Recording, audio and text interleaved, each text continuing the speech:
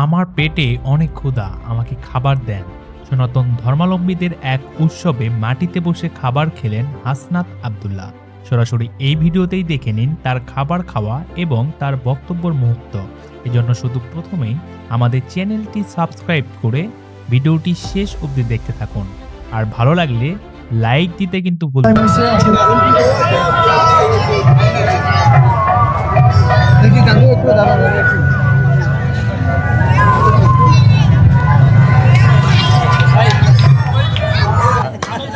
খাবার রেডি হয়েছে কিনা আমি জানি না।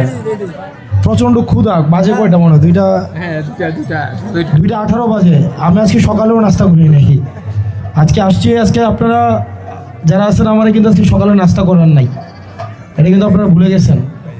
সকালেও নাস্তা করি নাই, দুপুরের টাইম হয়েছে, আজকে দুপুরেও খাওয়াই নাই। খাওয়া যাবে আমার পরে। হ্যাঁ আমি খেতে পারবো। খাবার থাকলে আমার ফাইন, আমার ক্ষুধা প্রচন্ড। খাবার নিয়ে আসে, সমস্যা নেই। আমার বন্ধু, আমি যে স্কুলে পড়ি, আচ্ছা আমি একটু কথা বলি ওনাদের সাথে, হ্যাঁ একটু কাইন্ডলি।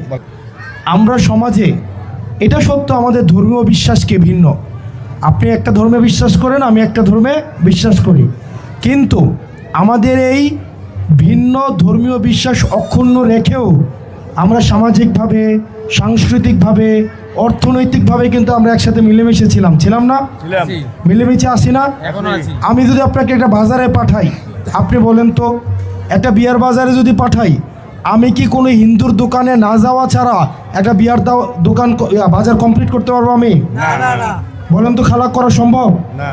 আমি যদি আমার একটা বিয়ার দাওয়াত কমপ্লিট করতে চাই, বিয়ার বাজার, আমাকে কোনো না কোনো হিন্দুর দোকানে যাইতেই হবে, হবে না? যাইতে হবে কি না দিদি? আবার আপনারাও যদি কোনো একটা কাজে, আপনি কি মুসলমানদের দোকানে যান না? তখন কি আমরা এটা হিসাব করি যে কে মুসলমানের দোকান, কে হিন্দুর দোকান, এটা কি হিসাব করি? আমরা ধর্মের জায়গাটা এক জায়গায় রাখলে আমাদের বাকি সামাজিক যে কার্যক্রম, এগুলো কিন্তু সবাই আমরা একসাথেই করি, ঠিক কিনা? ঠিক কিনা?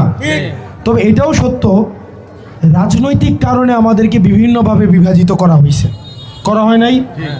আপনাকে হিন্দু হিসাবে, আমাকে মুসলমান হিসাবে বিভাজনের রাজনীতি করা হয়েছে। আমরা যারা এই প্রজন্মের আছি, এখানেও আমাদের প্রজন্মের অনেকে আছেন, আমরা এই বিভাজনের রাজনীতি আর করতে চাই না। আমরা একসাথে সোসাইটিতে আমরা ফাংশন করতে চাই। এখন আপনাদের কাছে প্রশ্ন, আমার সমান আপনাদের ছেলে আছে অথবা আমার থেকে বড় ছেলে আছে? কার কার একটু হাত তুলেন তো। আমাকে আপনার ছেলের মতো হয় কি না? ছেলের মতো মনে হয় কি না? নাতির মতো মনে হয় কি না? হয়। তাহলে আমার জন্য দোয়া করেন, তাইলে হয়েছে। আমার জন্য দোয়া করেন।